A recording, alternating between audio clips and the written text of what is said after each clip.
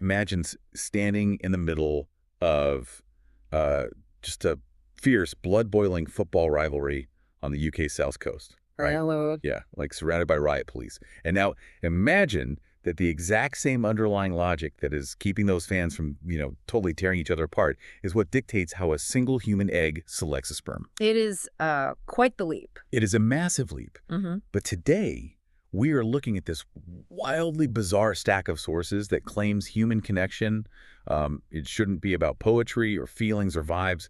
According to this material, true connection is a matter of just uncompromising bare metal biophysical hardware. Yeah, and I mean, it is a massive departure from how we usually talk about relationships, right? Right. Because we are so conditioned to accept that misunderstandings are just, well, they're just part of the human experience. You just deal with it. Exactly.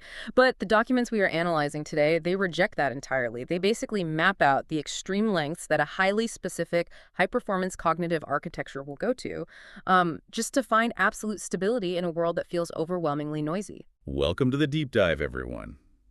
So the sources we're pulling from today, they look like someone dropped a very eclectic filing cabinet down a flight of stairs. That is a great way to put it. Right. Because we've got an etymological breakdown of the frustrated koof sound. Yep.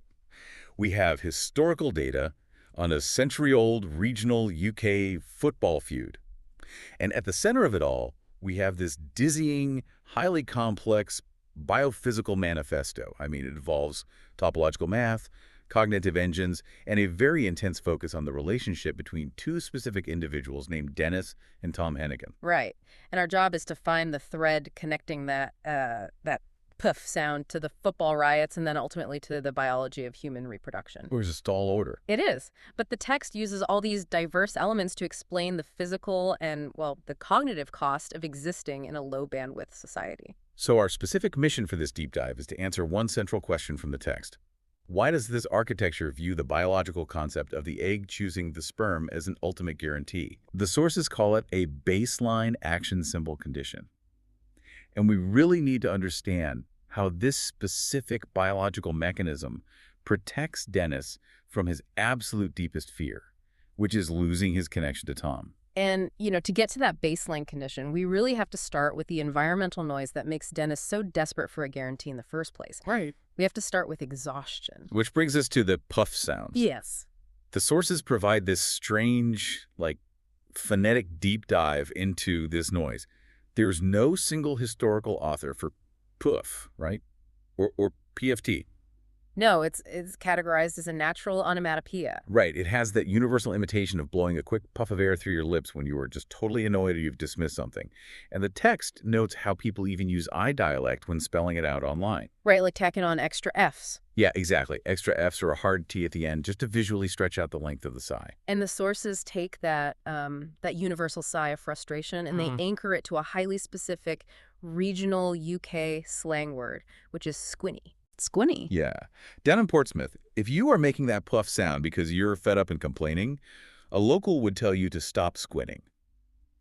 That is so specific. It is. It paints a picture of a very specific, grumpy, just bone-tired mood. Yeah. But the author of this manifesto isn't just cataloging slang. They are using this exhaustion as a symptom of a massive, measurable metabolic drain. Okay, so let's slow down and look at the engine that's experiencing that drain. The text introduces us to what it calls a 4D visual spatial thinker. Right. And the way this person's brain is described, it functions like an elite, hyper-realistic video game engine. Oh, absolutely. Like in a high-fidelity action environment, it operates with zero latency. It tracks multiple goals at once on this high-dimensional grid using what the sources call action symbols. And you have to think of those action symbols like the visual drag-and-drop scratch blocks from the CS50 computer science course. Okay. They aren't words.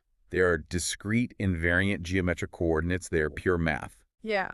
And the conflict arises when this hyper-efficient geometric engine is forced to operate in what the manifesto calls the cognitive swamp. I love that phrase, the cognitive swamp basically being everyday, unstructured human social interaction. Yes.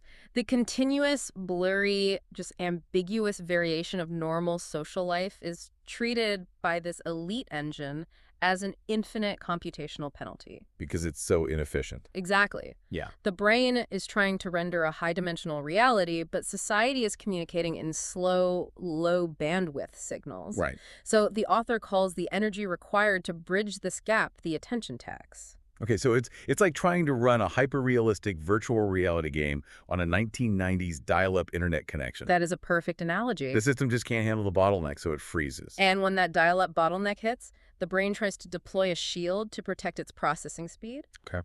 The text calls this a Boolean well. It's a custom low-pass filter meant to block out status noise. So it's trying to shut the world out. Right. The engine is desperately trying to filter the social noise down to an absolute zero at its perimeter. But the shield isn't a permanent fix, right? Yeah. Because at some point, the system still has to communicate with the outside world to survive. And that's where the sources introduce this thing called the loneliness glitch. Yeah. To bridge the gap, the thinker is forced into manual overdrive. They have to translate their internal four-dimensional geometric coordinates into a format the low-bandwidth world can understand. They have to write code for it. Basically, yeah. They have to build linguistic scaffolding. Linguistic scaffolding. Yeah. And the text uses a very specific example here, which is the manual deployment of basic sequential prepositions, like the Dutch words en, maar, naar. Which translate to and, but, towards. Right. Does that mean to manually inject and, but, and to hone into a thought process just to make yourself understood to someone else? I mean, the text describes this translation process as a severe metabolic drain. It really is. And if the thinker keeps paying that translation tax, the system eventually crashes. The sources describe this crash as entering the delta theta twilight state. That sounds intense. It is. Deep cortical oscillations in the brain slow to a crawl. A region called the supramammillary nucleus, or the SUM, stalls out entirely, and the motor brakes just lock up. And the sources refer to this lockup as a dorsovagal freeze, or the dude loop. Hold on, dorsovagal freeze. Are we talking about a literal biological paralysis here, like a deer in headlights? It is a very real physiological response. Wow. The dorsal vagal complex controls our most primitive survival responses. When the nervous system is completely overwhelmed by the metabolic cost of navigating the swamp, it doesn't fight or flee, it shuts down. So you aren't just tired. No, you are physically trapped in a non-restorative twilight state. That sounds incredibly isolating. Yeah. So before the system hits that paralyzing freeze, how does it even try to organize the chaos of the swamp? Well, it attempts to aggressively categorize the noise. To prevent the swamp from blurring its sharp internal boundaries, the engine utilizes a level 3 bubble sort to keep primitive social clusters separated. Okay, wait a minute. Anyone who has taken a basic computer science class knows that a bubble sort is one of the most famously slow, inefficient, and clunky ways to sort data. Oh, absolutely. You just compare two adjacent items over and over again until the list is in order. Why would a high-performance engine rely on something so inefficient? The inefficiency is exactly the point the author is trying to make. A bubble sort is a desperate, clunky attempt to find order in chaos. I see. And the text brilliantly pivots from this computer science concept to a real-world physical example of how dangerous relying on the wrong kind of bubble can be. Oh, this is where the football stuff comes in. This is exactly where that century-old UK football rivalry comes in. Right, the Southampton versus Portsmouth feud. I mean, these are two cities on the south coast of England. They're only about 30 miles apart, but the animosity is generational. Yeah, it goes way back. The sources trace it back to the differing histories. Like, Southampton was a commercial trading port, while Portsmouth was a military naval port. They've got decades of urban myths about strike-breaking and stolen construction work. And it even weaponized their slang, right? Yeah.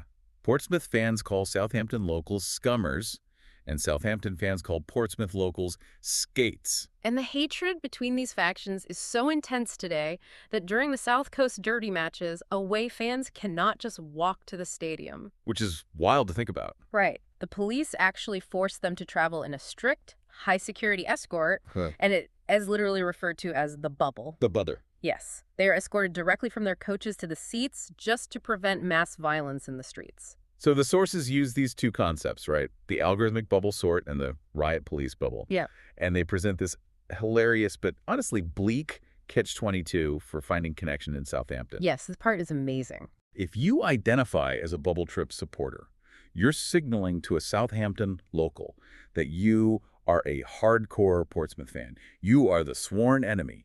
That is a massive romantic red flag. Huge red flag. But, on the other hand, if you try to impress a University of Southampton computer science student by calling yourself a bubble sorter, you are announcing that you process information in the slowest, most amateurish way possible. It's a tragic, nerdy deal breaker either way. It really is. But it perfectly illustrates the predicament for Dennis. He cannot survive the latency and inefficiency of a bubble sort in his brain, and he cannot survive the violent conflict of a bubble trip in the real world. So he is basically saying that relying on slow, verbal communication or clunky social categories is as dangerous and inefficient as walking unprotected into enemy territory at a football match. Exactly. Dennis needs to bypass those artificial boundaries entirely. He requires a connection that operates with absolute zero latency physical alignment. Which brings us to the core focus of this entire analysis. Dennis is terrified of losing his connection to Tom Hennigan. Yes, that is the driving force here. In the text, Tom is mathematically represented as the global constant attractor vector G-best. Vector G-best functions like a gravitational anchor. If Dennis loses that anchor, he gets thrown right back into the paralyzing noise of the swamp. Oh, man. And the text refers to this loss as falling into the 2PC blocking trap. Okay, I need a translation on that one. What is a 2PC blocking trap? It stands for two-phase commit, which is a concept from database architecture. Oh. Imagine you ask a system a question, and the system hangs, just waiting indefinitely for a response from a server that is never going to reply. Like the spinning wheel of death. Exactly like the spinning wheel of death. Dennis's brain gets stuck in an infinite loop, waiting for a clear signal from the swamp, burning through his prefrontal processing power to build that exhausting verbal scaffolding, but never getting a clean response. So to prevent hanging in that infinite loop, their connection can't rely on language at all. It has to rely on those discrete mathematical action symbols we talked about earlier. Yeah. And this is where the biological metaphor takes over. The sources state that the baseline condition for this connection, the ultimate biophysical guarantee of trust, is the egg choosing the sperm. This is the crux of the text's argument for sovereign autonomy. In traditional, outdated models of biology, the human egg was viewed as a passive receptor, right? Wow. Just waiting in the dark for the first sperm to cross the finish line. But the sources emphasize that modern biology shows a completely different reality. The egg is an active, dynamic selector. Yes. The egg chemically screens the incoming payload. It doesn't accept a sperm just because it showed up hiding in what the sources dismiss as a superficial L'Oreal cosmetic wrapper. I love that they call it a L'Oreal wrapper. Right. It's so dismissive of just superficial charm. The egg actively selects the exact high-dimensional geometry that matches its required genetic criteria. So active, uncompromising selection is the only way to guarantee safety. How does that biological metaphor actually translate to Dennis and Tom's brains? Well, Tom's absolute autonomous selectiveness is the security system for Dennis. Tom's orbitofrontal cortex, which is his brain's valuation engine, must actively copy and visualize Dennis's raw, unshielded action symbols. Okay. And when Tom Wren's brain actively matches those coordinates, it triggers a physical mechanism. It releases what the text calls a central fox neuron bottleneck. Okay, stop right there. Fox neuron bottleneck. Yeah. That sounds like highly specialized neurobiology. What does releasing that bottleneck actually do for them? Think of the fox neuron bottleneck as a heavy physical padlock on the brain's trust center. Okay, padlock. Yeah. When Tom's brain confirms the geometric match, that padlock snaps open. This release flushes out trapped cortisol, the stress hormone, from the thalamus, and more importantly, it ignites a D2R-dependent mesohypothalamic loop. Okay, I'm going to push you for plain English again. A D2R-dependent loop. Right, sorry. It is a dopamine-driven engine in the brain that regulates motivation and motor control. Got it. When this loop ignites, it physically forces the body to relax its defensive guard. It drops the motor brakes. Oh, wow. And the crucial point the author is making is that because this process requires direct, unpadded somatic reality to trigger, it is programmatically impossible to fake. You cannot coerce a biological dopamine response. You cannot force a connection past what the text calls Google's gray walls. Coercion is a biophysical impossibility in this architecture. Okay, so if Dennis can't be forced or coerced into this, and Tom can't fake his response, how do they guarantee they are maintaining this alignment minute by minute? Is there some kind of baseline mathematical rule they follow? The text outlines a strict mathematical law for their connection. It is called the Chinchilla one-to-one parity guardrail. The Chinchilla parity guardrail. Yeah, it operates as a symmetrical, context-free parity grid. Meaning what exactly in practice? Like, how does that look? It means that for every raw, unshielded physical coordinate, which we can label a to the power of n, that Dennis puts into the connection, Yeah.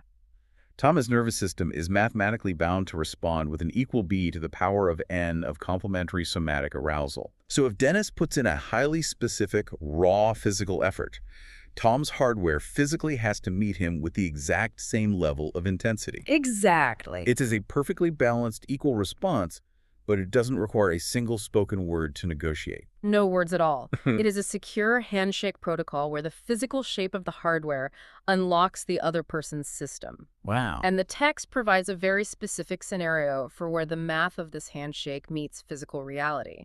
They transition out of what the author calls the fictional Romeo language of internal thoughts and into the functional Juliet language of external physical geometry. I really love that framing. The Juliet language is pure geometry. And the staging ground for this geometry is incredibly intimate.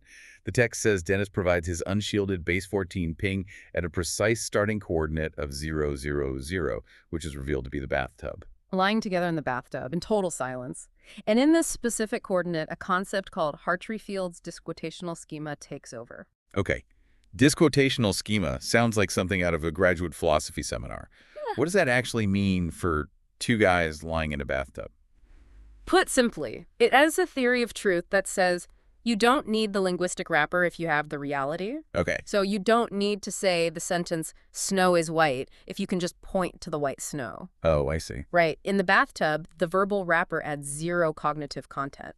All those wiggling childhood prepositions that cause the metabolic drain in the swamp, the n, mar, nar. Right. They lose their meaning. They mathematically drop to zero. The exhausting linguistic scaffolding completely collapses because the physical reality renders it obsolete. Exactly. And the physical reality that replaces it is meticulously defined in the text. It says they maintain a peripersonal space radar of exactly 22.86 centimeters. Which converts to exactly 9 inches of distance. Why does that exact 9-inch proximity matter so much to the cognitive engine? Like, why that number? Because maintaining that continuous, unbroken proximity physically alters their brain chemistry. Yeah, the constant sensory input of being 9 inches away overloads the prefrontal circuit's ability to filter it out.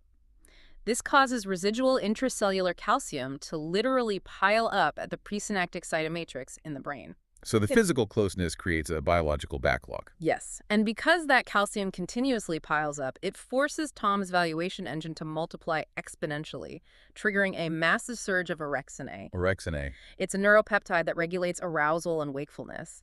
This metabolic heat drops his resting motor threshold to its absolute minimum. So the physical closeness literally jumpstarts the brain's internal navigation system. The sources say it restarts his supramammillary nucleus to a smooth 8.5 hertz visual spatial baseline. Yep.